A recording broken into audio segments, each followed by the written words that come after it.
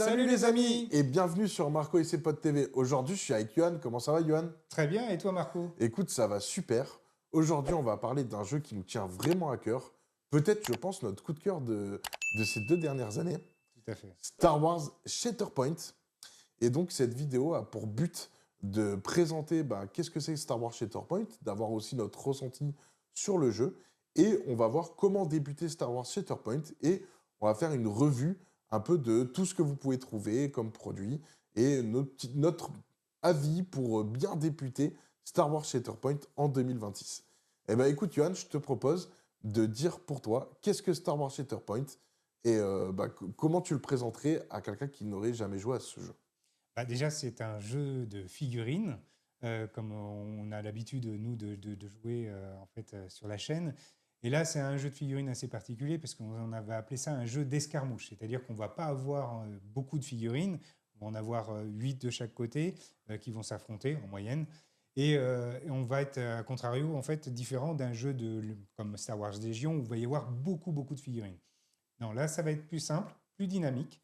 Et donc, ce jeu de figurines, comment ça va se dérouler? On va s'affronter sur un petit terrain qui va être de 90 cm par 90 cm environ, avec des décors qui sont en 3 dimensions. Donc, on verra tout à l'heure, la hauteur, en fait, a son importance. Et on va devoir s'affronter en essayant de contrôler des objectifs qui vont nous permettre après de gagner ce qu'on appelle une lutte, voire même plusieurs luttes, puisqu'on a besoin d'en gagner 2 pour gagner la partie. Exactement. Et du coup, je propose qu'on mette en fond un de nos rapports de bataille. Donc là, on faisait un rapport de bataille, c'était les spectres contre les Ewoks.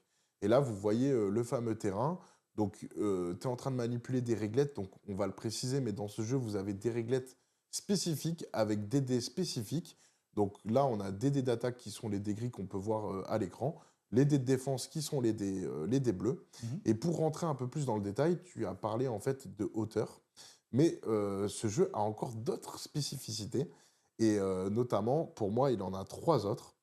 En fait, on va avoir des points de force. Donc là, on le voit, toi, tu as tes points de force qui sont juste devant, là, ici. Non, ça ne s'affichera pas à l'écran, mais juste devant ta table, Mhm. où tu en as 6.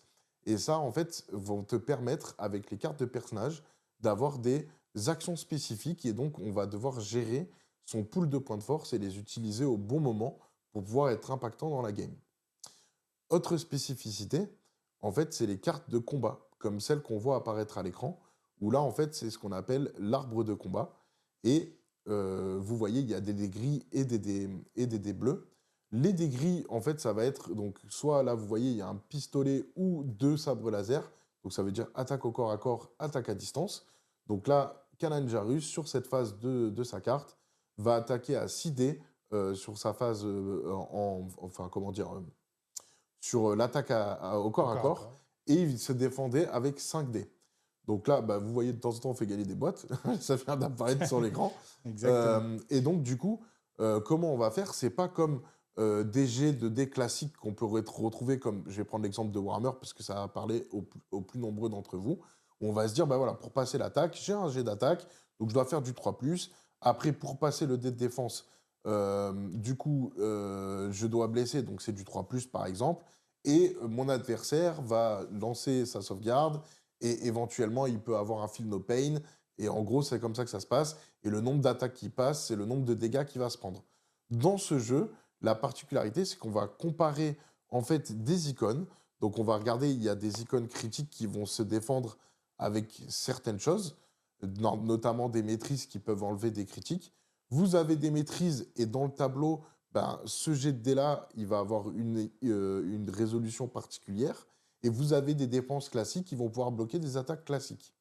Et donc, on va pouvoir additionner toutes ces choses-là et ça va nous donner un résultat. Et ce résultat, on va pouvoir le déplacer dans le tableau qu'on a vu tout à l'heure. Voilà, ça fait un nombre de touches, et donc ce nombre de touches nous permet d'avancer en fait d'un nombre de cases sur cette carte d'attaque, de profil d'attaque. Voilà. Et ces cases, elles comportent des signes.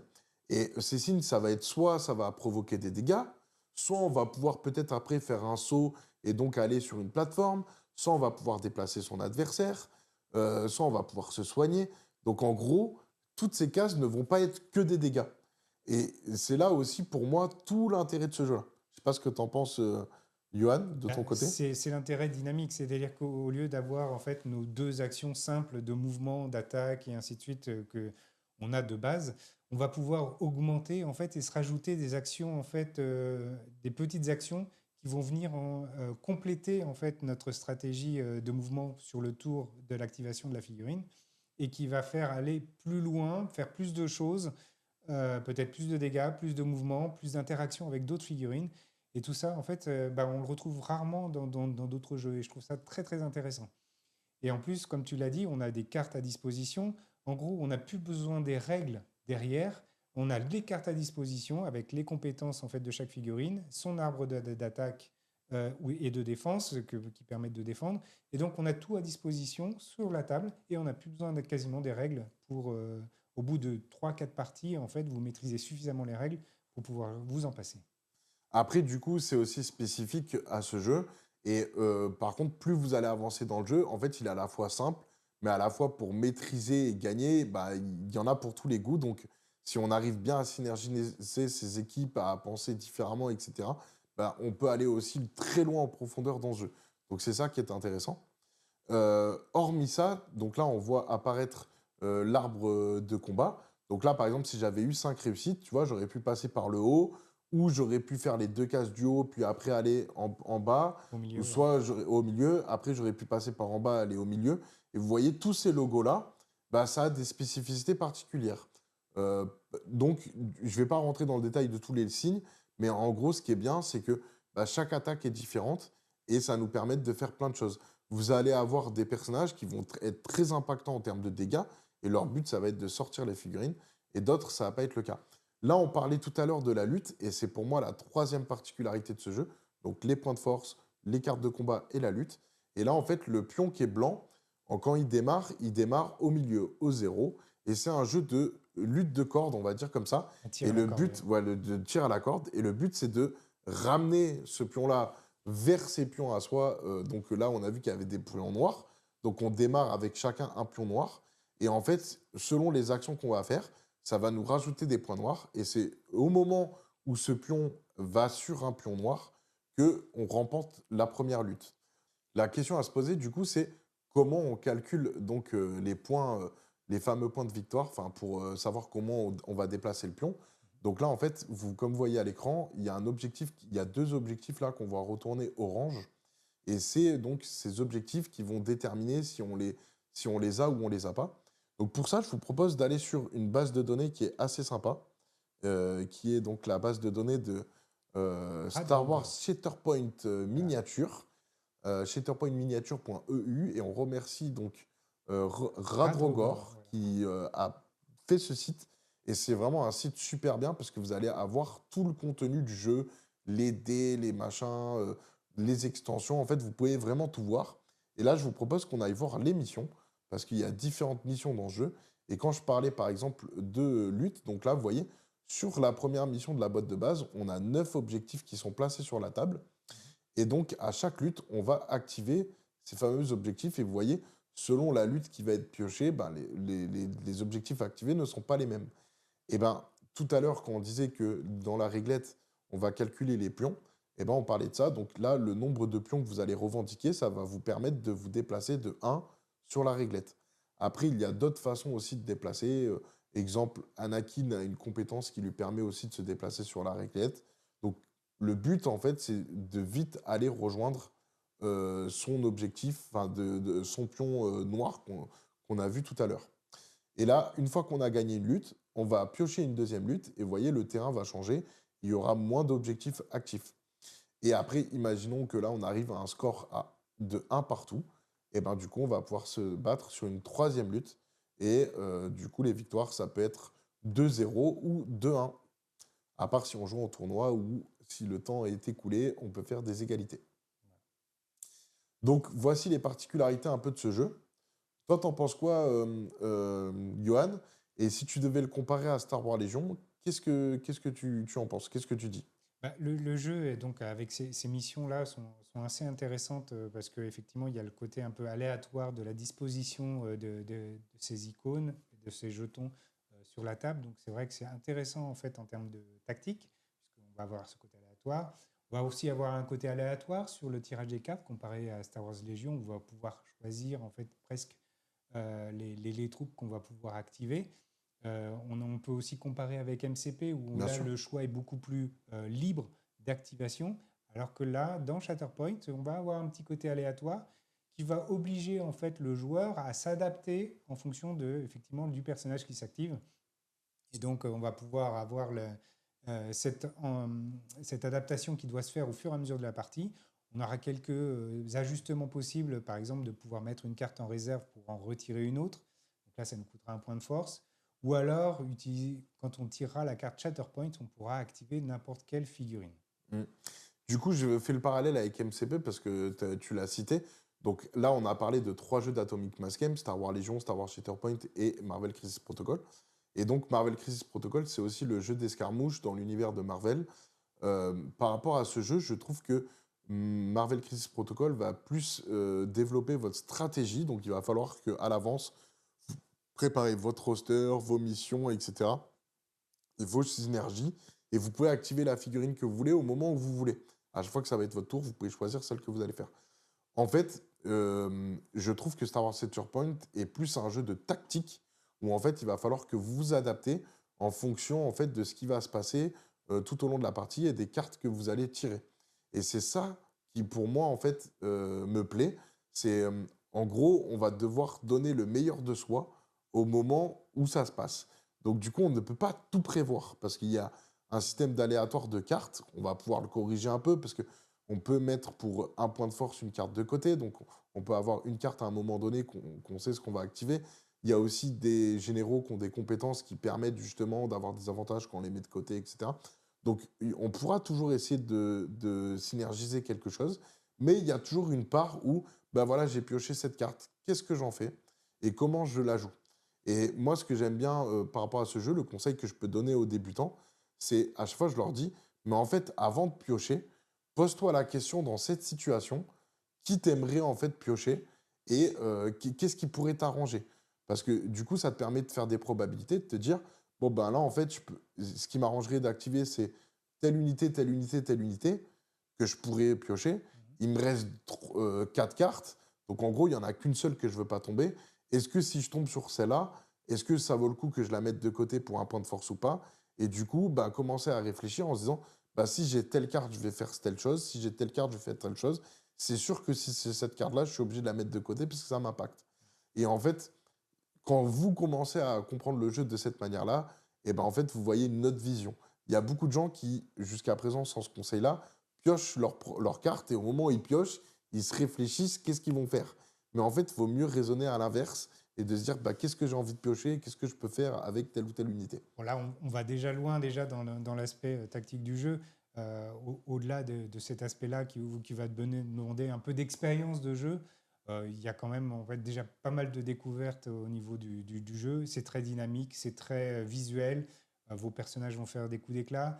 Hein, une chose aussi qui est bien, Marco, c'est que ta figurine, bah, elle va pas mourir tout de suite Mm. par une erreur en fait que tu aurais faite. Non, elle va rester longtemps sur la table, même si tu commets des erreurs parce que bah, effectivement, c'est difficile de sortir une figurine. Et donc, bah, ça va faire plaisir au peintre parce que le temps que tu as passé sur ta peinture, bah, la figurine, elle reste longtemps sur la table. Et on l'a pas dit, mais les figurines sont magnifiques. Ah C'est oui. aussi une des meilleures raisons pour se lancer dans le jeu. Et ben, je propose qu'on regarde aussi le site d'Atomic Mass Game. Mhm. Et du coup, là, on va faire une review un peu des produits qui existent. Et nous, bah, notre conseil pour déjà bien démarrer le jeu, c'est potentiellement de commencer par la boîte de base. Ça, c'est un must-have. La boîte de base, déjà, contient énormément de choses jouables par elle-même. Hein. Enfin, on n'a pas besoin forcément d'acheter d'autres boîtes, même si on en discutera tout à l'heure que quand même pour prendre vraiment un vrai plaisir à jouer, on va compléter en fait cette boîte de base. Mais elle se suffit à elle-même. Modulo, effectivement, peut-être d'aider. Bien sûr. Voilà. Et bah, du coup, c'est ce qu'on va parler un peu de tout ça. Et je propose, parce que tout à l'heure, tu as parlé de trucs, donc je propose qu'on regarde un peu comment ça se passe au niveau des cartes pour vous en dire un peu plus. Hmm. Donc là, en fait, vous avez donc 4 escouades dans la boîte de base. Et notamment, là, on voit les squads d'Anakin. Donc sur les squads d'Anakin, là, il fait 7 points de SP. Et donc, c'est ça qui va permettre de définir avec qui on peut le jouer, et notamment aussi ce logo. Et donc ça, c'est ce qu'on appelle le logo de l'ère. Et donc, du coup, tu peux le mettre qu'avec des personnages qui vont avoir le même logo. Donc, ça veut dire que potentiellement, là, si on descend un peu, hop, voilà, ils ont tous cette Ils ont ère-là. tous la même, Mais ouais, on a une autre ère. Donc là, c'est plutôt l'ère de la République, ou je sais plus comment il appelle. Et républicaine. l'autre, c'est l'ère de la Rébellion. Donc, on voit par exemple que bah, Anakin, il va pas être possible de le jouer avec Luke Skywalker. Bah, ils sont pas du tout dans la même ère. Donc, il faut quand même respecter ce signe-là. Donc c'est ça la contrainte des armées, mais potentiellement je pourrais mettre Anakin avec par exemple Gar Saxon. J'ai le droit de le faire parce qu'ils ont la même ère, même si c'est un gentil, un méchant entre guillemets, il n'y a pas cette notion de gentil méchant. Voilà. En revanche, est-ce que c'est utile de le mettre avec Gar Saxon? Bah ma réponse c'est non parce que la synergie, il n'y a pas de synergie entre les deux personnages, donc c'est pas forcément utile. Là, je vais donner donc cet aspect-là. Donc, à chaque composition, enfin, à chaque escouade, vous devrez avoir une unité principale, une unité secondaire et une unité de soutien. Là, le soutien, comme vous voyez en bas, il y a un petit logo, donc cette unité primaire, et ça veut dire qu'il y a une figurine. Là, on voit cette unité secondaire, il y a une figurine. Et là, on voit que sur cette unité de support, vous avez deux figurines. Et c'est ça qui va nous l'indiquer. Après, vous avez donc ce logo qui va nous indiquer les points de force que la figurine va disposer. Donc ces fameux, je vais dire joker, comme ça c'est plus facile, mais en gros ces fameuses choses qui vont nous permettre de faire des actions supplémentaires. Et c'est ce qu'on va voir sur leur carte juste après. Les personnages secondaires et de support jusqu'à présent ne fournissent pas forcément de la force. Il y a cas exceptionnels où il y a notamment une secondaire, Shakti, Shakti, voilà. qui en fait donne un point de force. Et je crois qu'il y en a un autre, mais là ça ne me vient pas. Mais en tout cas, c'est plutôt rare. Et là, en fait, tes points de force, ils vont être définis par les deux escouades que tu vas jouer. Parce que pour faire une partie, tu vas jouer deux escouades. Donc si on prend là, Anakin a 4 points de force.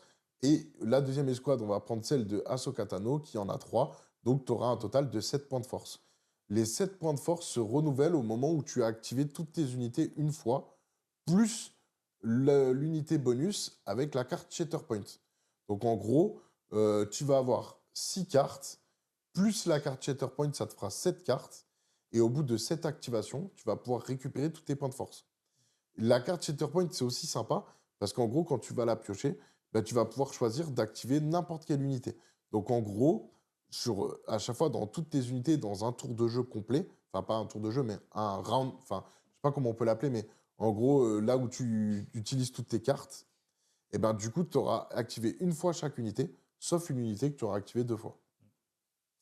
Donc là, on est là-dessus. Tu voulais dire quelque chose Alors, peut-être? bah, le truc intéressant en fait dans le jeu, on va se rendre compte qu'à un moment donné, donc on va faire effectivement activer les figurines au fur et à mesure, on va gagner la lutte, mais quand on a gagné une lutte et qu'on reconfigure en fait la nouvelle lutte, eh ben, ce paquet de cartes en fait on le réinitialise pas tout de suite. Il Mm. continue de tourner, en fait on reste dans la même position des personnages et la configuration de terrain a changé et donc bah, c'est l'aspect aussi un peu tactique comme on l'a dit tout à l'heure où il va falloir travailler en fait cette anticipation de quel objectif sera après activé pour pouvoir préparer peut-être, parce qu'on a perdu la première lutte, préparer la deuxième lutte et se positionner plus stratégiquement en fait sur le terrain. Alors, je rentre un peu dans le détail des règles, mais en fait, quand vous activez une figurine, elle a le droit de faire 4 actions différentes. Elle peut se déplacer, se soigner, ou soigner un copain, attaquer, ou elle peut se concentrer, ou s'accroupir, pardon. Il y a 5 actions. Donc s'accroupir, c'est en gros se concentrer, bah, avoir un dé supplémentaire pour tirer ou taper. Et s'accroupir, c'est l'inverse. C'est en gros avoir un dé supplémentaire quand quelqu'un va te taper à distance. Il y a certaines conditions pour l'activer, mais globalement Voilà, c'est ça. on ne rentre Sachant pas, on que rentre pas dans le détail. à l'activation d'une figurine, vous pourrez en faire que deux de ces parmi ce pool d'actions Et possibles. donc deux actions, en sachant que contrairement à MCP, tu ne peux pas faire deux fois la même action. Oui, ça Donc si tu c'était. attaques, tu peux attaquer qu'une seule fois, donc tu seras obligé d'utiliser une des autres actions qu'on a décrites. Et là, je prends l'exemple donc de Anakin Skywalker, qui est affiché là. Je vais voir si j'arrive à un peu zoomer. Non, ça marche pas. Du coup, en fait, là, on voit sur sa carte, en gros, qu'il peut faire des actions supplémentaires. Je vais juste essayer de voir si j'arrive à zoomer, ce serait cool. Hop. Ah, c'est cool ça. Donc comme ça, on peut rentrer plus dans le détail de la carte. Ah, c'était pas elle que je voulais afficher. quitté celle d'Anakin. Donc là, comme on voit la carte, et donc ça nous donne ces informations. Donc là, vous avez en fait plusieurs, en gros, compétences. Et en gros, les fameux points de force qu'on vous a dit, ce qui vous permettre de faire des actions supplémentaires, ça va être ça.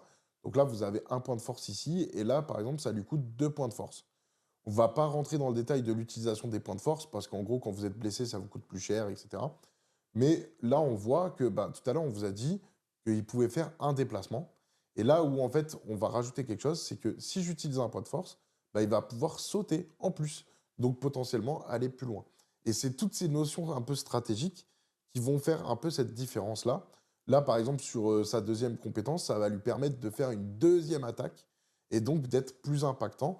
Parce que lui, s'il tue quelqu'un, donc cette compétence-là nous dit qu'il va pouvoir se soigner et en plus se déplacer le pion de sa réglette sur un pion supplémentaire.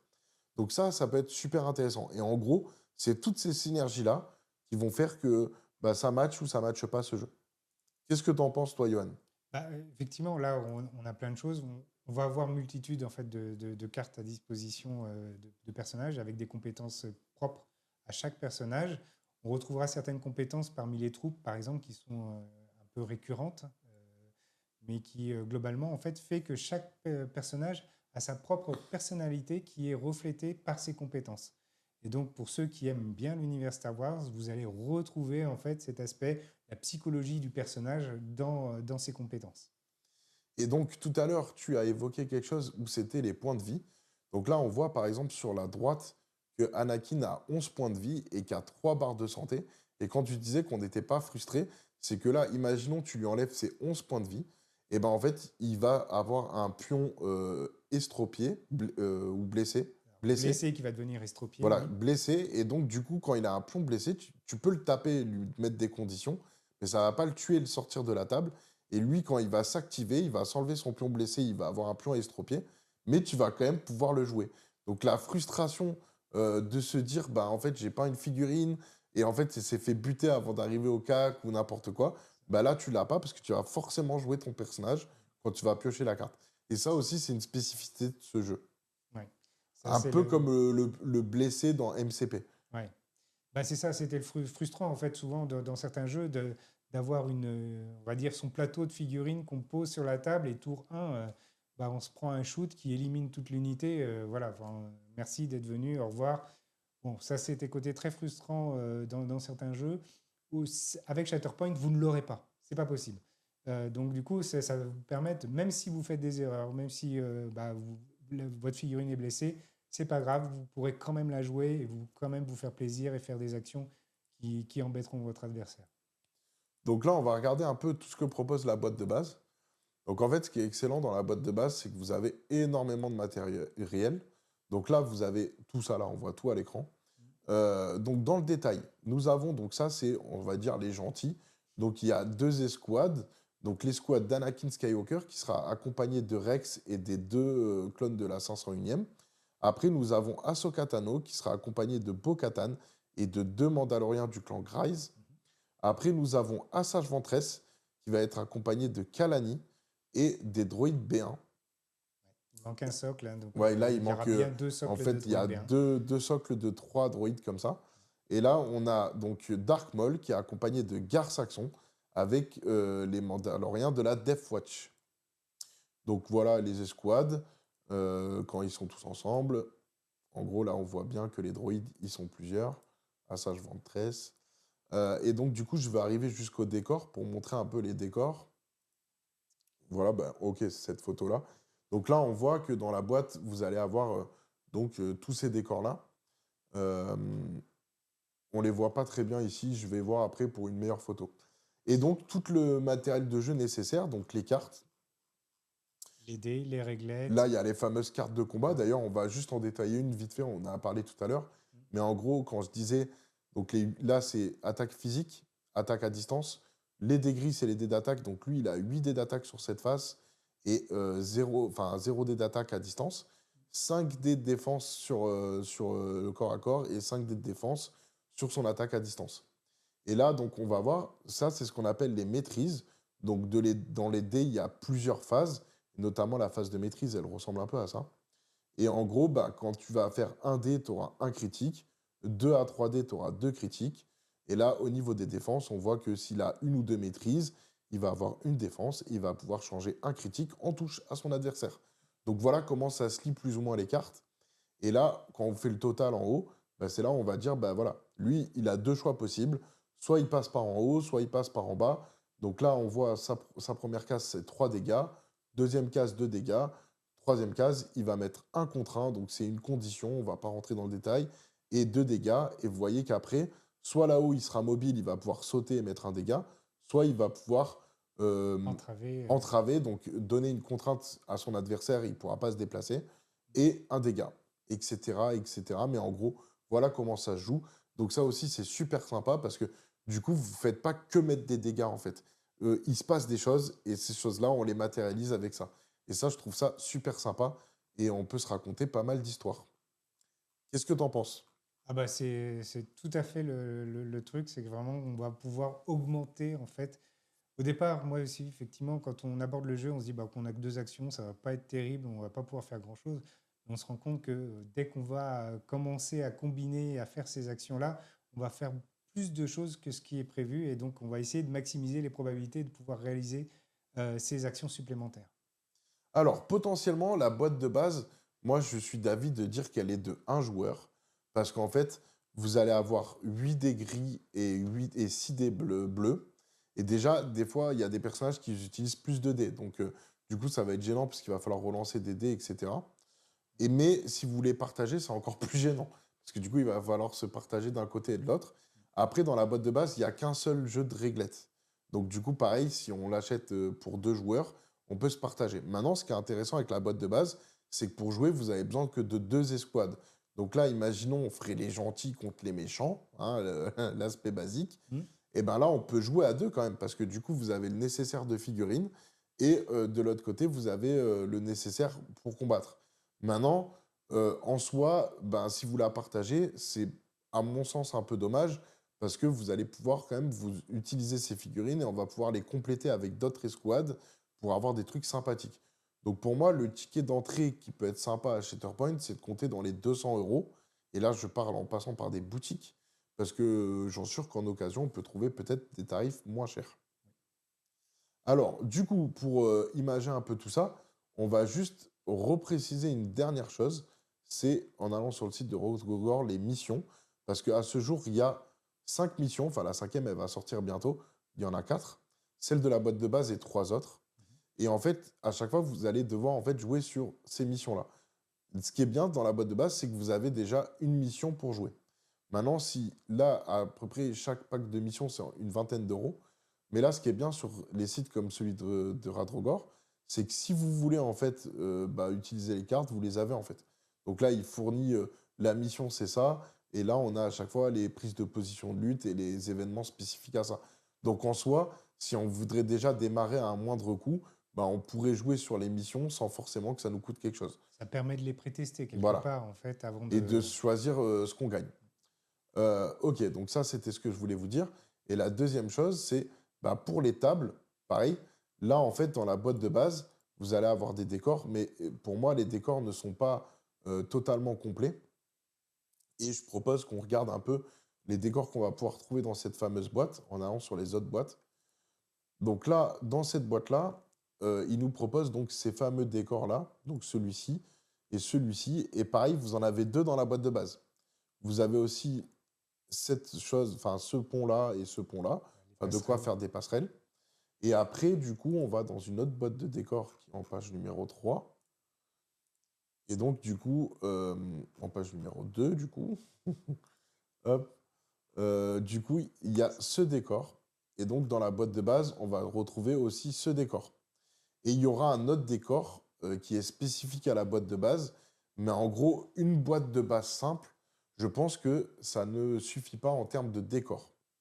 Et c'est là qu'on a plusieurs solutions. Donc, si on reste dans notre fameux ticket de 200 euros d'entrée et qu'on se dit, bah, nous, ce qui nous intéresse, c'est de commencer par avoir une belle table de jeu et d'avoir assez d'éléments, bah, qu'est-ce qu'on conseillerait? Et là, Johan, je te laisse, toi, donner ton avis. Bah, la boîte de décor complémentaire qui vraiment va bien compléter votre table, c'est High Ground.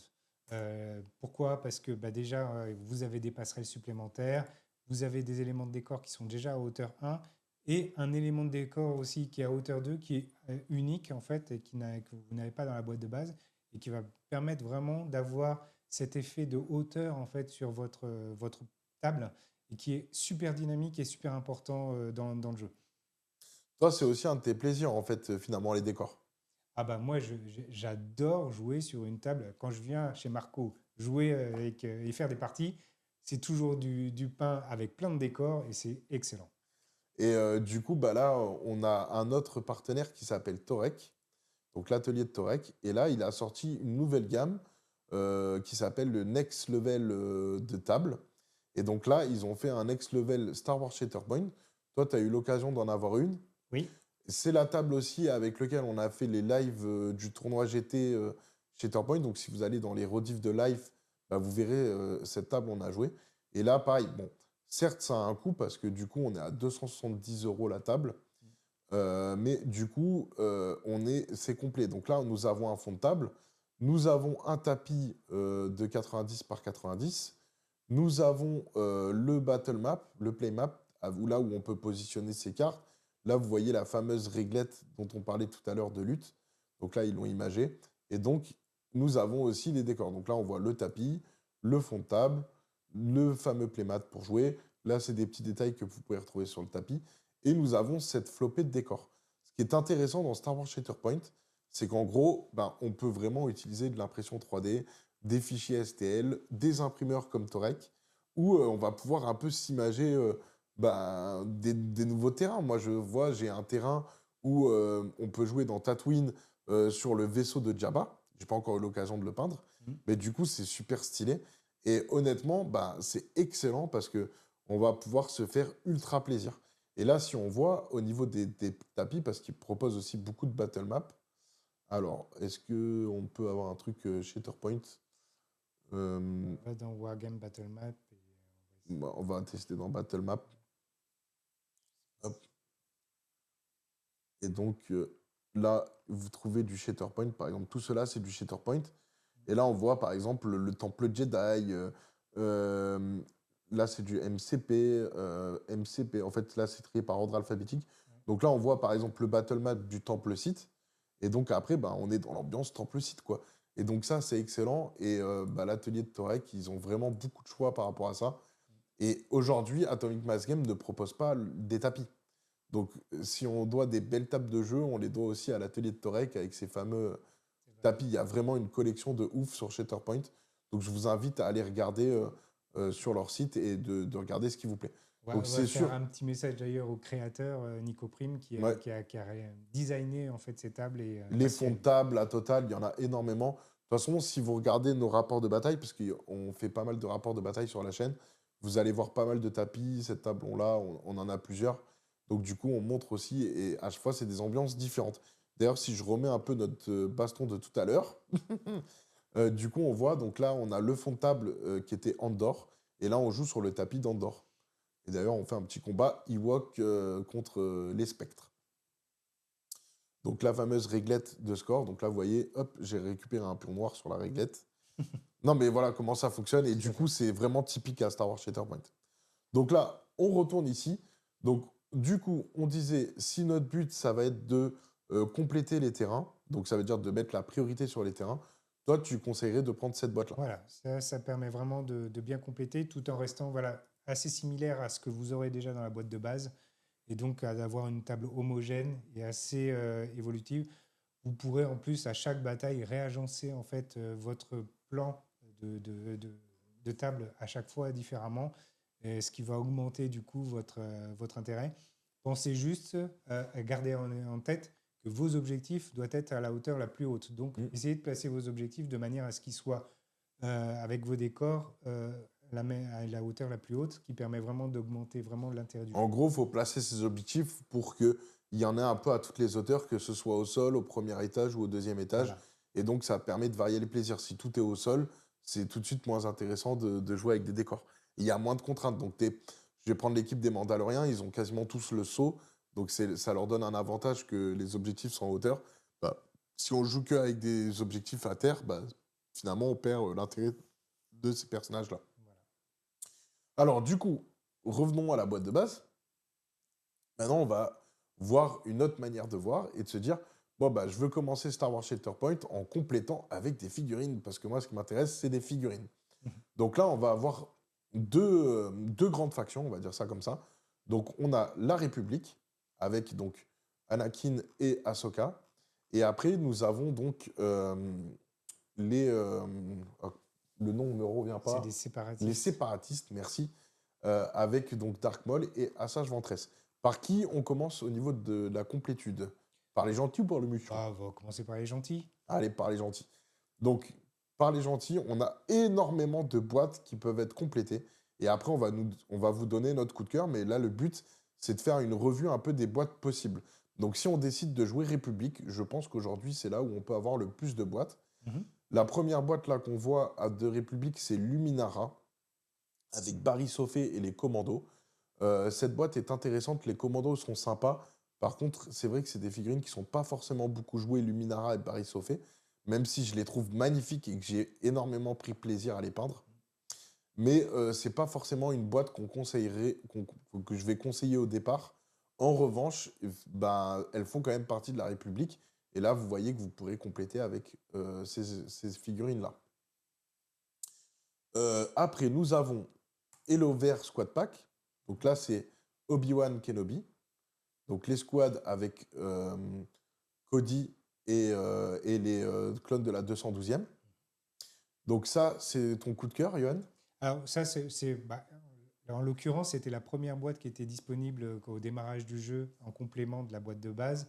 Et c'est vrai que même aujourd'hui, à l'heure actuelle, Obi-Wan reste Ultra complète. très compétitif. Du coup, on peut le jouer facilement.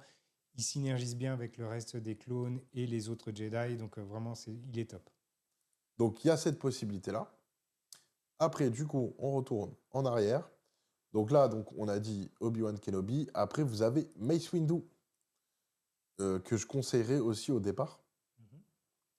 Parce que récemment, ils l'ont up. Donc en fait, il y a eu certaines figurines qui ont été nerfs. Mais ça fait partie des figurines qui sont améliorées. Parce qu'en fait, avant, il avait que 6 SP. Donc c'était compliqué de le mettre avec d'autres personnages que ces deux personnages. Maintenant, ils l'ont fait passer à 7. Ils ont un peu rebagné aussi son pouvoir. Je ne rentre pas dans le détail. Mais du coup, c'est une figurine. D'ailleurs, je pense qu'on peut teaser qu'on va peut-être rejouer sur la chaîne parce qu'on n'a pas eu l'occasion de la jouer avec ses nouvelles caractéristiques. Et je pense que c'est un personnage super intéressant. Et ça, c'est une boîte qu'on peut prendre. En plus, comme c'est un bourrin un peu comme Anakin, du coup, c'est facile de jouer au départ les bourrins. Oui, c'est vrai que l'attrition simplifie un peu la vision stratégique du jeu. Néanmoins, il peut avoir un aspect quand même tactique et avec des bons déplacements, il peut être très intéressant.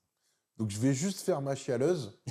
Mais en gros, l'unité de soutien des ARF était mortelle. Parce qu'en gros, ils donnaient une condition qui était exposée. Et putain, c'était génial. Mm. Bon, là, ils les ont nerfs. Donc, je suis un peu dégoûté parce que je les jouais beaucoup. Et après, on a le Commander Pound, je le précise. C'était le premier secondaire clone qui faisait 3 points et qui nous a permis en fait de faire des petites synergies sympas avec Anakin. Mm. Donc voilà, en gros, je vous donne un peu d'historique si vous ne connaissez pas à ce moment-là. Après, derrière, en République, nous avons ton héros de cœur, Voilà, même si ça reste que de même cœur. s'il est pourri. Plo Koon, ouais, c'est un des personnages que j'aime beaucoup. J'aime bien les Keldor dans Star Wars. Voilà. Mais globalement en jeu, il est un peu compliqué à jouer, manque pas très percutant. On va préférer d'autres Jedi hein, si on veut s'amuser un peu plus sur la table. En tout cas, sinon, si on est un collectionneur et qu'on aime bien peindre, cette boîte, elle est cool aussi. Là, du coup, particularité par rapport aux autres boîtes qu'on vous a montrées, c'est que là, en fait, dans cette boîte, vous allez avoir 2 secondaires. Donc, on va pouvoir avoir un Padawan Ahsoka Tano qui était donné au début sur les premières précommandes quand Mhm. le jeu est sorti. Et là, vous allez pouvoir jouer Commander Wolf. Et donc, du coup, là, vous ne pourrez pas jouer toute cette escouade ensemble. En revanche, bah, vous avez le choix avec 2 secondaires. Et c'est vrai que dans quelques boîtes, ils ont fait un peu ça. Et je trouve ça aussi sympathique parce que du coup, bah, déjà, on vous montre qu'en gros, une escouade, elle est faite pour être construite. Ça veut dire que le but, c'est un peu de séparer aussi les escouades. Après, on va voir que dans certains cas, comme la synergie, elle marche déjà bien, c'est vrai que comme il n'y a pas assez de sorties pour certains cas, c'est compliqué de les séparer. Mais en tout cas, je pense qu'à terme, c'est un peu ce qu'on va avoir. Tout à fait. Donc après celle-ci, la prochaine République qu'on a, ça c'est mon coup de cœur figurine. Je suis dégoûté qu'Amidala, elle soit pas plus forte que ça. Mais j'attends un up. S'il vous plaît, AMG, faites un up de Amidala. On la voit pas assez, elle est jamais jouée. Moi, je la kiffe, la jouer avec Anakin, parce que c'est les amoureux, je kiffe ça. Mais, enfin, clairement, elle est en dessous du niveau. Son pouvoir est en dessous du niveau. Pour moi, il y a besoin d'un up. Mais sinon, ces figurines sont magnifiques. Et je pense que tu as quelque chose à dire. Bah, là, effectivement, c'est une team qu'on va avoir du mal à synergiser, même avec la République galactique. Par contre, on sait que prochainement, AMG va sortir une nouvelle team avec Qui-Gon Jinn et Obi-Wan Padawan, avec du coup les gardes de Naboo. Mhm. Et donc, je pense que ça va peut-être avoir des nouvelles synergies sur laquelle Amidala va peut-être pouvoir apporter un plus et on va peut-être la revoir sur la table, peut-être avec toi En d'ailleurs. fait, oui, bah, certainement, je la rejouerai. Mais en fait, Amidala, elle a Servant of People, là, qu'on voit apparaître à l'écran. Et la problématique de cette carte, c'est finalement, pour mettre en place son pouvoir, bah, il y a quand même pas mal de contraintes. Et donc, du coup, c'est difficile de pouvoir la mettre en place. Et en fait, ça concerne pas toutes les figurines. Donc, moi, je trouve qu'elle a voilà, j'attends un up et j'espère qu'elle aura un up. Voilà, on verra. On verra. Mais en tout cas, la figurine est magnifique. Un vrai régal à peine. Après, donc, si on continue en République, on vous a dit qu'en République, il y en avait beaucoup. Beaucoup. Du coup, hop, dans la page 2, il n'y en a aucune. Donc, on va C'est aller ça. dans la page 3. Et dans la page 3, donc, République, nous avons Kit Fisto. Donc là, c'est pareil. Ça, c'est un des derniers packs en fait, de la République qui est sorti.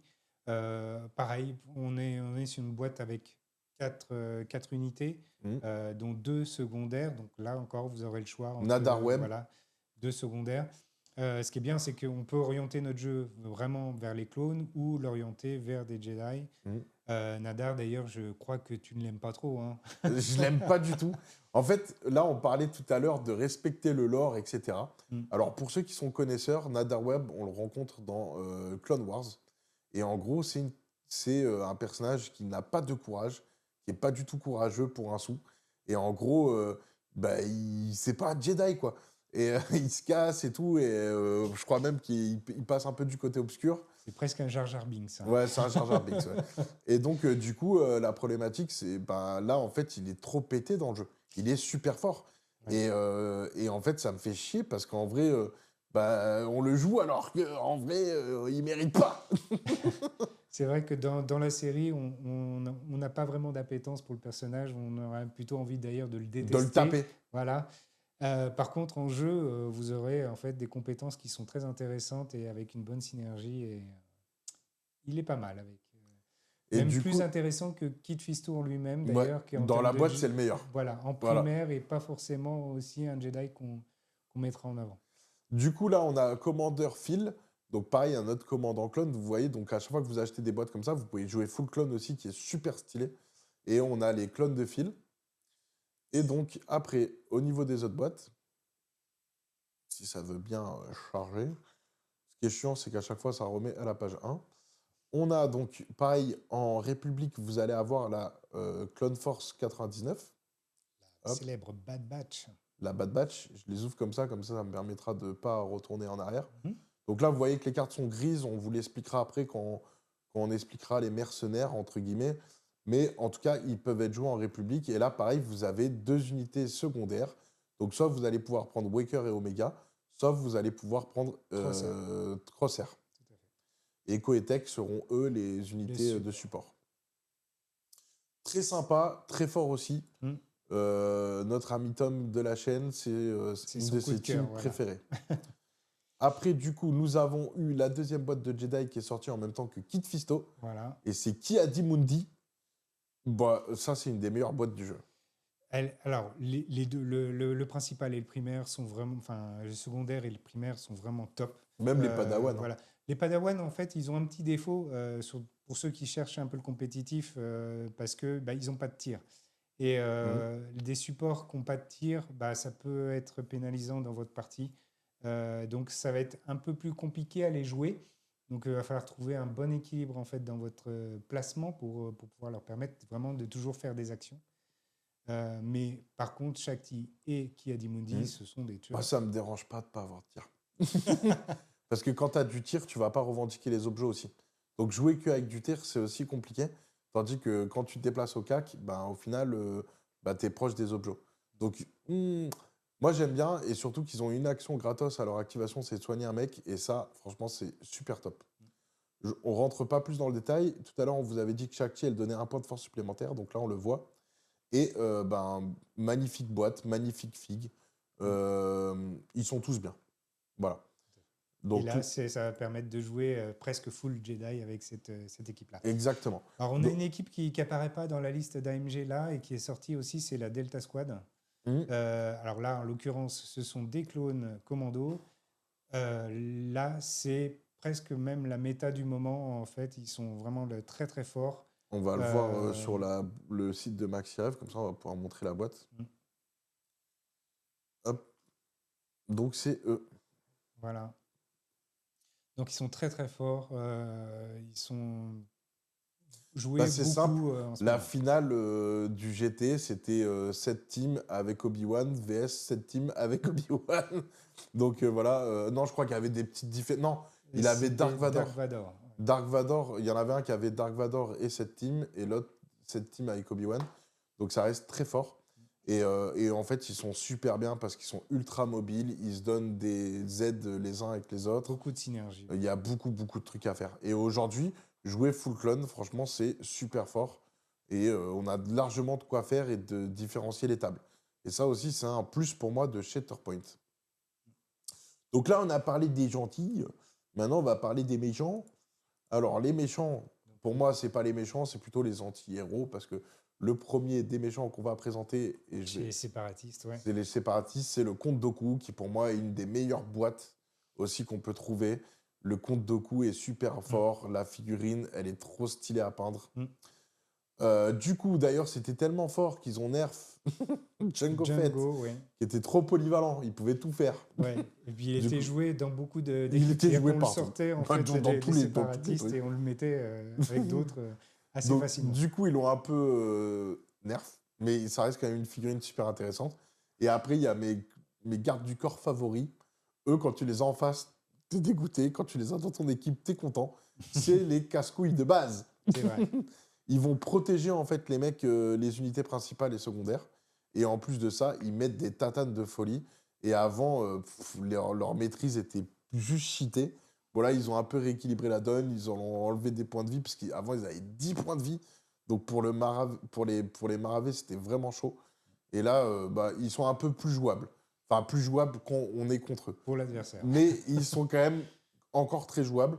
Pour moi, c'est aussi un coup de cœur, je dirais, des séparatistes. Ouais, on a plus de la chance. Ça faisait partie aussi des premières boîtes d'extension qui étaient sorties avec la boîte de base donc, et qui restent toujours au goût du jour. Là, on a cette boîte de séparatistes aussi, qui est une boîte récente. Donc, elle peut être jouée aussi au départ. Donc, vous allez pouvoir récupérer des droïdes à quoi. Donc, pareil, on a vu qu'avec la boîte de base, on pouvait peut-être aller loin aussi en termes de droïdes. Donc, aller chercher les boîtes où il y a les droïdes, c'est sympa. Riff Thompson, je crois, Riff Thompson. Je le prononce. Ah, on voit pas la carte. Ça doit être ça. Là, Riff Thompson. Hop. C'est ça. Lui, il est cool.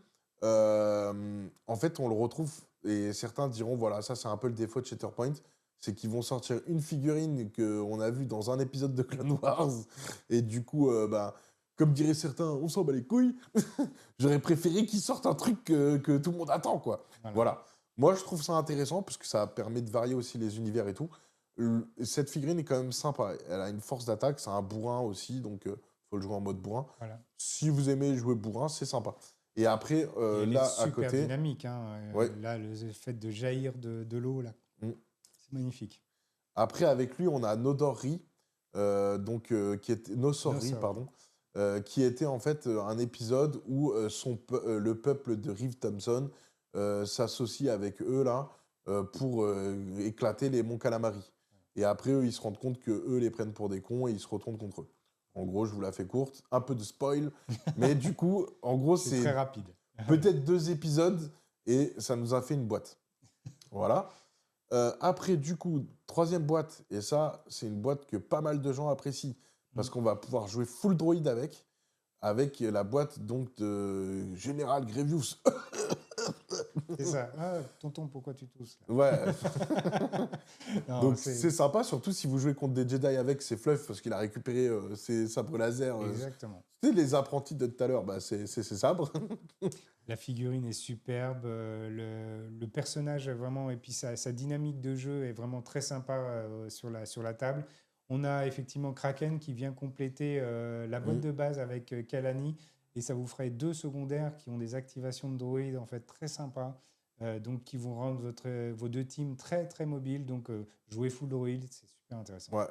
Et là, on a des B2. Par contre, je précise juste un truc qu'on n'a pas parlé, c'est la taille des socles. Pour moi, Grievous, il a juste un inconvénient, c'est qu'il a un très gros socle.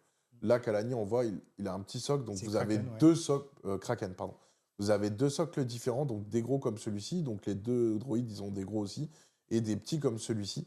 Le problème, c'est que sur les petites passerelles qu'on a vues tout à l'heure dans la boîte de base, là, on ne les voit pas, mais si tout à l'heure, je revois une photo, et ben en fait, vous ne pouvez pas mettre de gros socles parce qu'il ne faut pas que le socle dépasse du truc. Donc eux, ils ont cet inconvénient. Et quand vous savez ce petit détail, on joue avec ça. Voilà, oui, on peut bloquer effectivement Oh, la montée de de. ouf, on peut bloquer de ouf. Donc c'est quand même super cool. Voilà. Après, du coup, ça peut être complété par les séparatistes aussi de la boîte des Sœurs de la Nuit. Mm. Alors ces figurines sont magnifiques, elles sont très fortes. Moi, j'aime bien jouer. Bon, je suis pas fan de Savage Opress parce que, en fait, quand tu as compris comment il fonctionne, tu peux le keblo facilement. Mais Talzin est super forte et les Night Sisters sont super fortes. Honnêtement, c'est aussi une boîte sympa.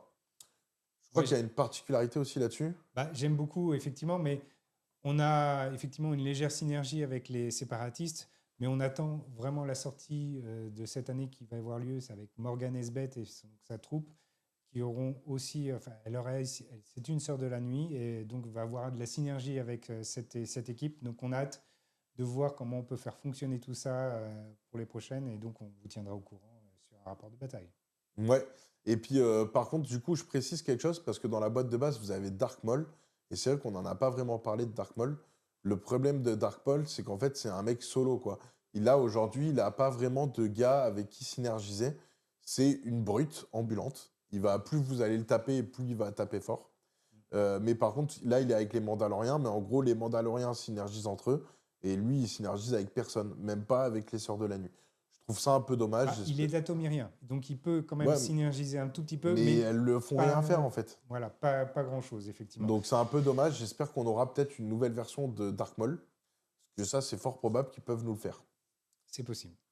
Du coup, on passe à la suite. Donc là, au niveau de la République, il n'y en a plus dans cette page. Enfin, des Pas des séparatistes, séparatistes. voilà. Là, nous n'avons pas de séparatistes à vue. Non. Hop. Et sur la dernière page, je crois qu'on a fait le tour des séparatistes, mais je vérifie. Je crois qu'on a fait le tour des séparatistes, effectivement. Eh ben, c'est dommage parce qu'on les adore et on aimerait en avoir plus. Maintenant, du coup, la troisième faction qui peut être complétée avec la boîte de base, Bah, c'est c'est les... Mandalorian. Exactement. Donc, on va juste retourner dans la boîte de base parce que je vais préciser quelque chose. En fait, là, les cartes, elles ont été modifiées. Et notamment, les cartes des Mandaloriens que vous voyez ici. Maintenant, dans la modification, ils ont le double R, c'est-à-dire là, ils ont l'air rebelle. Multi-air. Voilà, ils ont à la fois l'air de la bataille des clones et à la fois l'air rebelle. Et donc, du coup, ça nous permet de faire une team full Mandalorien qui est très compétitive. Moi, je peux la jouer en tournoi sans problème. J'aime bien, justement. Elles synergisent beaucoup entre elles. Et donc, en plus, ça coûte pas si cher que ça de compléter. Et donc, pour ça, on va compléter avec 2 boîtes. Et la première boîte, c'est This is the Way. Donc là, on voit, c'est l'escouade de l'armurière. Donc vous allez pouvoir récupérer l'armurière, Passe Vizsla et 2 Mandaloriens clandestins.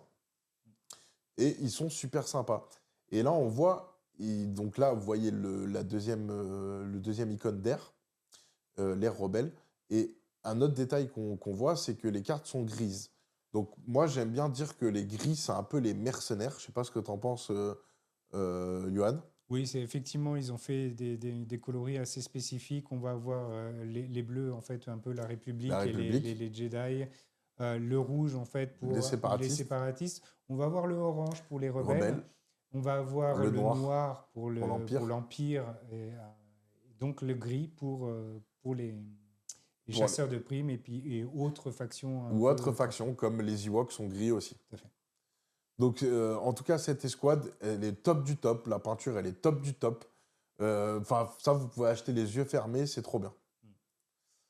Donc voilà. Et la deuxième escouade qui va compléter ça, ça va être la boîte de Jinjarin, donc celle du Mandalorian, Voilà, pour où là, vous récupérer avez le 3 dernier figurines. primaire, voilà, Et qui en serait gros, on peut mettre en gros le comment dire clan Kryze voilà. avec mon. La composition, ça va être la boîte qu'on a vue tout à l'heure de la Mandalorienne, l'armurière, avec lui en primaire, Bo-Katan et les Mandaloriens du clan Kryze. Donc, super sympa. Le Mandalorien est très fort. Mm. Après, j'ai pas eu trop l'occasion de jouer Kriv Karga et Assassin Droid. Alors, bah, là, en fait, quand on va jouer Krif Karga et l'assassin droïde, on va jouer plutôt chasseur de primes. Et là, on va trouver du coup une autre synergie. Alors ça, c'est ce qui est bien avec Mando, c'est qu'on peut faire deux synergies différentes, soit avec les Mandaloriens, soit avec les chasseurs de primes. Et donc, on va avoir effectivement d'autres boîtes qui vont permettre de faire la synergie. Donc, ça va vous permettre de constituer au fur et à mesure bah, vos équipes et de changer en rachetant juste une boîte où vous allez pouvoir changer complètement votre optique de jeu et aller vers d'autres éléments. Alors, du coup, donc là, pour moi, on a fait le tour de ce qui peut être complété avec la boîte de base. Maintenant, imaginons que votre délire, ça va être de jouer rebelle ou empire. Et donc, je propose qu'on regarde aussi les autres boîtes qui constituent les rebelles et les empires. Mhm. Et notamment, l'empire, déjà, vous pouvez prendre n'importe quel Dark Vador, ils sont tous super bien. Ils sont top. Et donc là, on va avoir un nouvel aspect qui est le duel pack. Donc là, à chaque fois, on va avoir deux personnages. Donc là, cette fois-ci, c'est un primaire Ahsoka Tano, donc avec des caractéristiques différentes, et de l'ère rebelle. Et là, nous avons le fameux logo de la WR, avec Dark Vador, qui lui, pour le coup, est secondaire. Ce Dark Vador secondaire est super sympa, et il synergise très bien avec les Inquisiteurs, parce Mhm. qu'il va avoir le trait Inquisiteur. Et je vous invite à regarder notre dernier rapport de bataille où je joue une compo que j'avais montée un peu sur le tard comme ça, mais qu'en fait que je trouve très compétitive et qui a beaucoup d'inquisiteurs et du contrôle avec Krennic. On le verra après. Donc du coup, si on parle des duels, ils en ont fait plusieurs. Donc on va vous montrer un autre duel qui avait été fait. Le premier duel à sortir, c'était le duel Obi-Wan Dark Vador. Donc là, on a un Obi-Wan qui peut se jouer sur les deux airs et c'est un Obi-Wan secondaire. Et là, on a un Dark Vador primaire qui peut se jouer aussi sur les deux airs, qui est Dark Vador Jedi Hunter, donc le tueur de Jedi, et très puissant aussi. Mm. T'en penses quoi, toi, Yohan? Oui, bah, ça, c'est presque mon Dark Vador préféré. Même si le dernier en fait qu'on va voir avec son pack de Stormtrooper est aussi très très fort. C'est pour ça que c'est très difficile de dire aux gens en fait quel Dark Vador est plus fort que les autres. Ils sont tous forts Ça va dépendre et de ils ont votre jeu. tous leur Voilà. manière de jouer et ils sont tous super sympas. Bon, ce qui est chiant, c'est que vous peignez 3 fois du noir. Mais bon, Donc ce pack est aussi excellent si on veut commencer Empire. Pour moi, il est cool. On a le sergent Stormtrooper qui est super sympa avec les deux Stormtroopers. Et donc ça va nous permettre aussi, il y a pas mal de Stormtroopers avec lesquels on peut synergiser. Et donc là, je propose qu'on regarde les autres boîtes de l'Empire. Donc pareil, nous avons donc hop, les Jedi Hunter, nouvelle ère, super sympa. Enfin non, ils font les deux airs d'ailleurs. on est 2 heures. Ouais. Euh, C'est des inquisiteurs. Donc on a deux. Là cette deux fois-ci en secondaires. fait c'est pas deux secondaires, Non, c'est c'est deux deux supports. supports. Contrairement à la plupart des équipes, le support ne comprend qu'une seule Qu'une seule figurine. figurine. Donc, il va falloir faire des choix. Néanmoins, avec un Dark Vador Inquisiteur aussi, vous serez pas loin de faire du full Inquisiteur sur la table. Donc, ça peut être très, très intéressant. Après, ils n'étaient pas ouf ouf, et eux, ils les ont up, notamment le Grand Inquisiteur et la troisième sœur. Mm. Et la troisième sœur, pour moi, elle n'était pas jouable. Maintenant, elle est super forte. Mm. Donc, je recommande cette boîte. J'adore cette boîte. Ouais. Et puis, les personnages sont vraiment Toutes les emblématiques de figurines sont l'univers. Ils super sont belles à vraiment très belles. peindre, super stylées. Après, du coup, en Empire, on continue avec la boîte de You Have Something I Want. Donc la boîte, lui, comment? Moff Gideon. Voilà, Moff Gideon, Moff Gideon, en fait, voilà, c'est en fonction de la prononciation. Et Les Dark Troopers et les là, Death Troopers sont super forts. voilà, Death Trooper, très très bon. On va voir aussi qu'il y a une autre boîte qui contient des Death Troopers et qui est aussi très intéressante. Les Mm. Dark Troopers sont pas mal parce qu'on va avoir du mal à les déplacer et donc quand vous prenez des objectifs, et ben, c'est difficile de les déloger. Moff Gideon a vraiment un pouvoir de nuisance, hein, puisque, Mm. par Vous exemple, devez payer 2 pour voilà, mettre des cartes de côté, c'est ça, c'est je ça, crois? on va payer un point de Additionnally, force voilà. supplémentaire pour mettre en réserve pour votre adversaire. Donc ça, c'est des petites épines qui sont intéressantes et qui reflètent vraiment l'aspect empire qui vient en fait Casser les vous bonbons. mettre la pression. Non, j'adore. Du coup, toi, c'était aussi une des premières boîtes que tu as joué, parce que du coup, tu jouais celle-ci avec celle de Iden Versio. Iden Versio, ouais, voilà. Donc là, on va aller Sur la la dernière voir, mais page. d'abord, il y a lui. Tant qu'à faire, Oui, on oui, va le on va le présenter faire au dans passage. l'ordre. Donc là, Amiral Throne, figurine magnifique. Hmm. Le secondaire, L'agent Calus. en fait, il peut à la fois jouer en rebelle ou en empire. Hmm. Et les ISB agents, je suis pas trop fan de ces deux-là profils. Par contre, Tron, la figurine est magnifique, mais je le conseillerais pas à un débutant parce qu'en fait, il a une manière de jouer avec une carte que vous mettez en plus dans votre carte à piocher. Et il n'est pas facile à jouer. Voilà, ça rajoute pas mal de règles supplémentaires qui sont parfois un peu compliquées, mais il est à l'image du personnage, complexe, énigmatique et tactique. En tout cas, la figurine est belle. Après, donc, on a donc Jyn Erso, non, pardon, Non, Iden. Iden Verso, qui était en fait une héroïne de Battlefront 2, il me semble. Hmm. Ouais, ça doit être ça. C'est Hein. ça, oui. Et donc, du coup, on retrouve tous les personnages qu'on retrouve dans ce jeu vidéo. Donc, avec Iden Versio, on a en secondaire Gideon, Ask ou Delmeco. Et après, on a Non. les Alors, impériales Delmico spéciales. est un support aussi. Mm. Donc Ah là, oui, c'est c'est un pareil, c'est un support, pardon. support mais qui est unique. Et on peut choisir entre les Imperial Forces et Delmico. Donc c'est pas mal, c'est parce qu'on va pouvoir aussi mettre Delmico dans une autre team éventuellement pour avoir la synergie en fait totale de cette équipe qui est vraiment très très sympa à jouer, très très mobile, un peu fragile, mais vous allez voir que vous allez pouvoir prendre le terrain et maîtriser le terrain de manière vraiment impressionnante à la manière de l'Empire. Exactement. Et donc, il ne nous reste pas trop de choix en Empire. Après, donc, on a eux, je crois qu'ils font aussi partie de l'Empire. Oui, tout à fait. On peut le jouer À la en fait fois en côté. clone et en Empire. Voilà. Voilà. Ils Et ont les donc, mots-clés. du coup, c'est comment Crosshair quand il pète son câble et qu'il devient méchant. En gros, on Exactement. va dire ça comme ça. Bon, c'est pas une des boîtes que je conseillerais au tout début. Non plus. Maintenant, si elle est quand même sympa. Et après, donc, on a Up Maximum Firepower. Donc, c'est comment il Le s'appelle général déjà? Virs. Général Virs, qui est assez sympa. Moi, j'aime bien. Ouais. Et là, vous avez encore des troopers, donc le Snow Trooper et le lieutenant Snow Trooper. Ce qui est bien, c'est je crois qu'ils ont une compétence d'activation les deux. Voilà, Mm. ça, c'est une escouade où les trois, ils ont une compétence gratuite dès le début. C'est ça, ouais. Donc L'activation ça, pratique. elle est plutôt sympa, Mm. mais pas trop jouée, mais sympa. Et après, le dernier, c'est celle-là. Avec, là, on va avoir 2 unités de soutien encore, donc des Death Troopers ou des Short Troopers. Voilà. Et directeur Krennic. Est-ce que quand tu vois cette photo, ça te fait pas penser à quelque chose? Bah si, forcément, en fait, là, on voit Krennic à une taille en fait qui paraît ressembler en fait à ce que doit ressembler Krennic sur la table de jeu. Et en fait, quand on a tous reçu notre boîte, notre Orson Krennic faisait une tête de plus que toutes les autres figurines, ce qui était un peu bizarre. Et en fait, il est beaucoup plus gros que les autres, Voilà. ce qui est pas ouf, malheureusement. Bon, problème d'échelle Mm. et d'impression. Je pense que la production a dû faire une petite erreur. Ouais. Bon, Et le gars, on lui a dit, oh, t'inquiète, ils remarqueront pas. c'est ça. Mais c'est pas grave.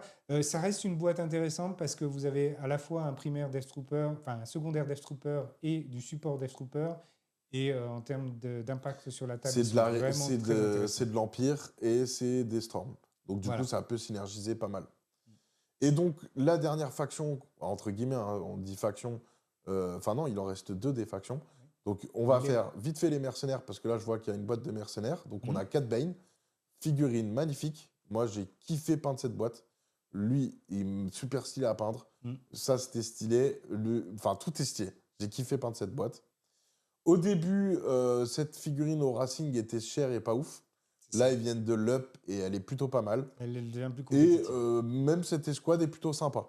Oui, Après, du coup, c'est du Bounty Hunter, donc faut les jouer avec des mecs qui sont un peu plus gris, entre guillemets, ils synergisent bien avec les gris. voilà. Après, en gris, nous avons cette boîte-là, Hondo Naka. Il a été up, mais même up, c'est la figurine la plus pourrie du jeu. Bah, c'est peut-être la boîte qu'on limite on déconseillerait aux joueurs parce C'est que la dernière voilà, boîte à acheter si vous voulez faire la collection. exactement. Sans collection, inutile.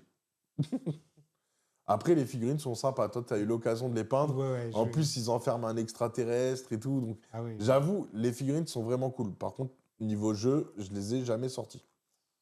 Je crois que tu les as sortis une fois contre moi. Tu as été frustré parce que tu t'es défoncé. Ah, c'était pour le plaisir de les avoir sur la table, effectivement, quand on les a Exactement. peints. Mais bon, pas de grand plaisir en termes de jeu. On a parlé de cette boîte de mercenaires aussi, donc le Mm. Mandalorien, donc je retourne pas dedans. Par contre, on a la boîte donc là de tous les chasseurs de primes. Donc il y en a 4. Donc Boba Fett, Dengar, et nous avons donc IG-88 de B et Bossk. Là, la particularité, c'est que des unités secondaires. Donc là, on a une boîte où on vous invite justement à mixer un peu les escouades. Et donc, on ne pourra pas jouer les 4 ensemble. On pourra en Non, jouer maximum que 2.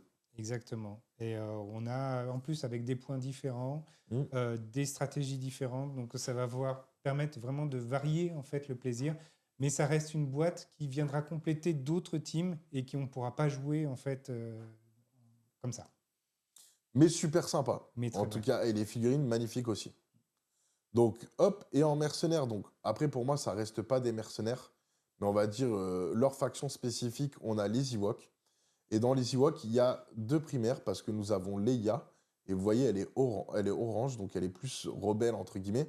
Bah, elle a des synergies un peu, mais moi, j'aime bien jouer les 2 boîtes full Ewok, donc je vais jouer ces 3 unités avec les 3 autres, qu'on va voir. Pareil, je kiffe, ils sont très forts, mais durs à jouer, parce qu'ils sont un peu faibles en défense, donc si on ne sait pas prendre les positions sur la table et savoir en fait jouer de ça, parce qu'en gros, ils vont coller beaucoup de conditions entravées. Et en gros, c'est leur point fort, c'est de bloquer l'adversaire et de scorer vite. Et du coup, moi, je kiffe les jouer, mais ça reste difficile à jouer. Et c'est pas les meilleures figurines qu'on peut trouver. Et dans la deuxième boîte, là, cette fois-ci, on a un secondaire qui peut être remplacé. C'est C3PO et R2D2. Pour le moment, je les ai jamais joués. Je sais pas si toi, tu as eu l'occasion de les jouer. J'ai pas eu l'occasion non plus de les jouer a priori, donc c'est pas forcément. On va préférer plutôt Wicket euh, à jouer en fait avec les. En fait, on va préférer jouer que Voilà, des Ewoks, parce c'est ça. qu'avec le mot-clé Ewok, c'est bien. Puis Là, surtout qu'ils ont été un peu hop, upgradés en mm, fait avec les la nouvelles mise à jour. mises à jour. Là, vous voyez, il n'a pas Ewok, donc du coup, après, lui, il donne des trucs, parce qu'il y a écrit, choisissez un allié Ewok, et cet allié peut gagner un accroupi, soigner 2, ou faire une attaque à 5D. Donc, ils sont quand même des soutiens pour eux. J'ai pas testé. En fait, il faut que je les peigne, parce que j'ai déjà leur socle de fait, mais je les ai pas encore peints. Et je pense qu'un jour, on les sortira, Leia et eux, pour voir ce que ça donne. Et après, du coup, donc là, je sais plus, dans la deuxième page, je pense que c'était les derniers qu'il y avait en termes de mercenaires. Et dans la troisième page, il me semble pas qu'il y en a. Ah si, il y en a encore une boîte. Hop. Bon, eux, ils sont aussi en gris, mais Oui. Mm. je les considère plus qu'avec des clones. Mm. Et après, on a aussi cette boîte-là, Ouais, qui est qui la est boîte de Lando, un peu à part, un peu je à part trouve. aussi. Après, Lobo est super fort. Mm.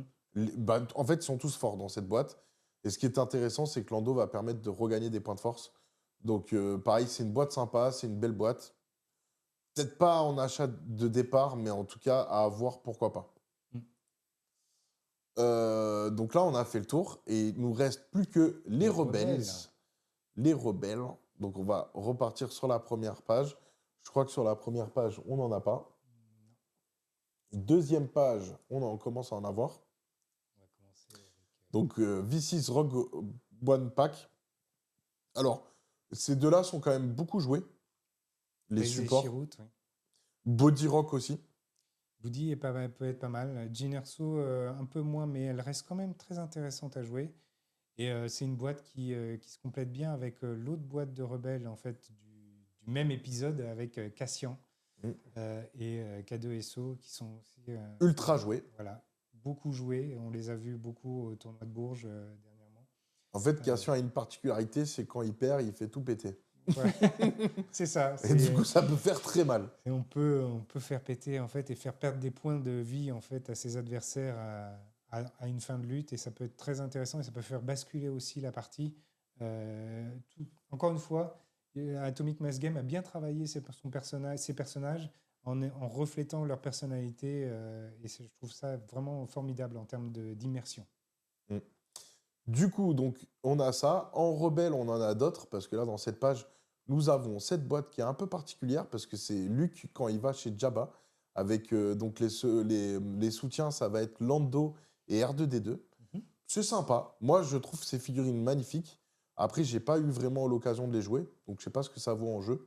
Ah, ils sont sympas parce qu'en plus, ils vont pouvoir à distance permettre d'enlever des états, tout ça. Donc, je trouve qu'ils sont pas mal. On va avoir du mal à les viser tant qu'ils sont dans notre carte, de notre deck de tirage. Donc, tant qu'on les a pas joués, bah, on ne pourra pas les viser. Donc, c'est vraiment très intéressant. C'est vraiment une optique d'espion sur la table de jeu qui est très intéressante. D'ailleurs, le mot espion, il synergise pas mal, par exemple, avec eux. Hmm. Il y a plusieurs qui synergisent en espion. Après, vous avez les spectres, donc c'est ce que tu jouais, parce que là, sur la vidéo qu'on a faite Hmm. ensemble, du coup, il y avait donc les spectres et les Ewoks. Et donc, les spectres, il y a deux boîtes. Donc, dans cette boîte, on a Kanan Jarrus, Ezra Bridger et Zeb. Ezra, c'est une plaie, c'est un chieur. Ouais. En fait, il peut revendiquer les objectifs même s'il est seul, du 1 contre 1, alors que d'habitude, non. Et Kanan Jarrus est super sympa. Et pareil, c'est une plaie parce qu'en gros, dès que vous allez buter un mec, il va vous attaquer. Voilà. Il est chiant, il peut se le faire sur lui-même. Donc le mec, tu lui mets une claque, mais il te remet une claque derrière. C'est ça. Ouais. Un chieur. Et tu aimes bien le jouer.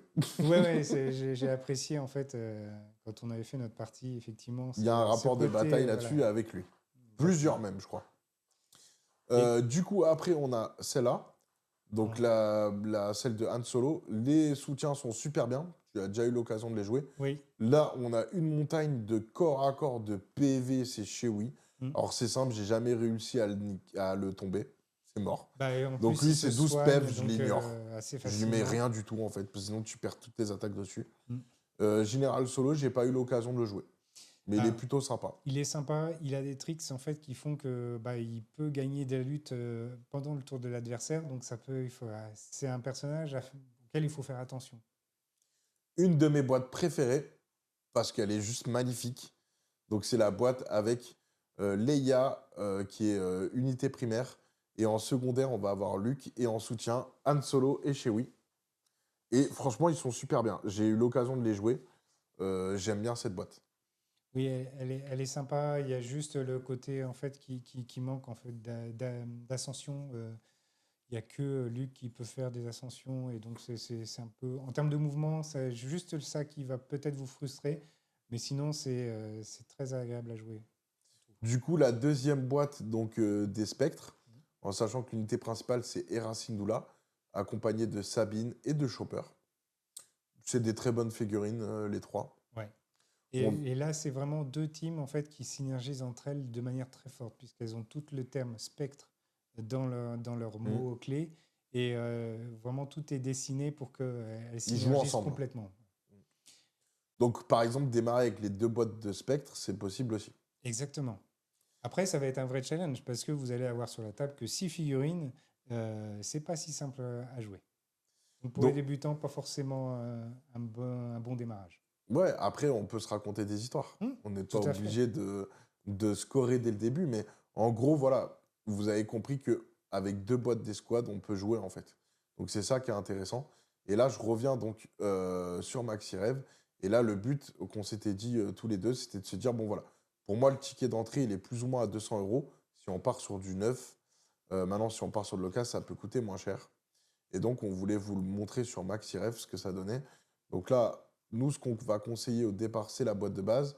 Comme on vous l'avez dit, ça dépend si vous voulez mettre l'aspect sur les décors plus bah, on va compléter avec une boîte de décors. Mhm. Mais je pense qu'à un moment donné, il faudra quand même des décors supplémentaires.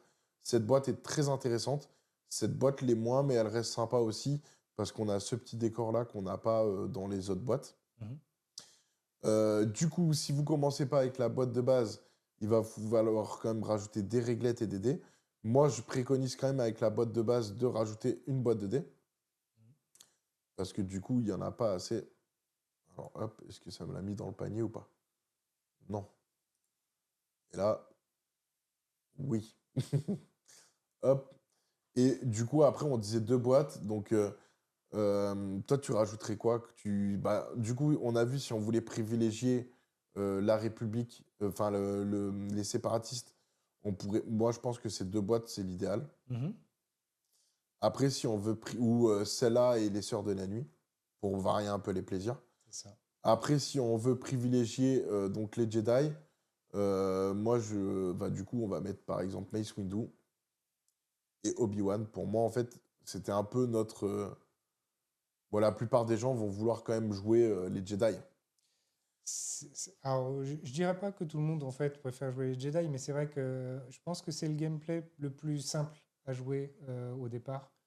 Et donc, on va orienter plus facilement les nouveaux joueurs sur ça. Mais encore une fois, à part une boîte qui est problématique à jouer, tout le reste est jouable. Vous allez vous faire plaisir. Donc, choisissez vraiment celle qui vous plaît le plus en termes de design ou en termes d'histoire, ainsi de suite. Parce que c'est comme ça que vous prendrez plaisir à les peindre et à jouer sur la table. Donc là, voilà, on a dit 200 euros, mais en fait, plus ou moins, ça varie. Si vous prenez pas les dés, on est plus proche des 200 euros. Et après, il faut pas oublier que vous avez le droit au code Maximarco. Et donc, du coup, ça vous donne quelques euros supplémentaires. Pas grand-chose, entre guillemets, mais c'est le geste, ça vous paye une partie de vos frais de port, on va dire ça comme ça. Mhm. Et derrière, ce qui est intéressant aussi, c'est que ça vous donne des points en plus pour obtenir des chèques cadeaux. Donc ça, c'est pas négligeable non plus. Moi, je pense que, voilà, plus ou moins pour se lancer, ça va être la boîte de base et deux boîtes à côté, ou la boîte de base et une boîte de décor. Voilà. Là, pareil, on n'a pas pris de mission parce qu'on vous a montré que vous pouvez les retrouver ici. Si, par exemple, je devais acheter une mission, moi, ma mission préférée, c'est acte de sabotage. Et c'est vrai que ça rapporte un plus dans le jeu parce que là, en fait, on va voir qu'il y aura des effets supplémentaires. Voilà. Dans la lutte, enfin, dans la lutte qu'on peut trouver dans la boîte de base, elle est plutôt basique. Il n'y a pas d'effet supplémentaire. Et on a juste un objectif qui va compter double sur, sur les luttes 2 et sur les luttes 3. Tandis que là, tout de suite, on rentre dans un aspect de jeu un peu plus évolué, parce que là, on aura des effets supplémentaires en piochant notre shatter point, Tout à fait. en fonction en fait, de la lutte de la carte qu'on a retirée. Là, vous voyez en plus que selon la lutte 1, on est toujours sur le même placement. Donc ça, c'est agréable pour penser à la synergie d'appris. Et là, sur la lutte 2, pareil, on aura 2 points et 3 objectifs à chaque fois. À la différence, c'est qu'on aura des effets différents selon la carte Shatterpoint. Donc en gros, ce qui est intéressant, en fait, ce que j'aime bien dans cette lutte, c'est qu'en plus, si vous avez des gros socles, vous pouvez revendiquer ces 2 objectifs dès le début. Et donc ça, c'est pas négligeable non plus. Je pense que c'est ma mission préférée. Bah, je pense que c'est celle où on peut facilement scorer très rapidement et si on pense bien sa partie, peut être vraiment très rapide en plus. Donc, bah voilà, cette vidéo, elle dure assez longtemps. On voulait pas faire forcément un truc rapide, mais on voulait un peu rentrer dans le détail des choses. Et j'espère que si vous jouez pas à Shatterpoint, on vous a donné envie de jouer à Shatterpoint. Et j'espère aussi que si vous jouez à Shatterpoint, mais que ça faisait un petit moment que vous avez lâché le jeu, on vous a donné envie d'y rejouer ou de compléter votre collection. Là, ce qui est intéressant, c'est que bon, quand on tourne la vidéo, on est en janvier 2026.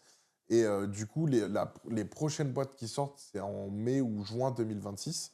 Donc ça vous laisse le temps, entre guillemets, de pouvoir vous équiper, d'acheter des boîtes. Il y a aussi pas mal d'occasions pour ceux qui voudraient passer par le marché de l'occasion.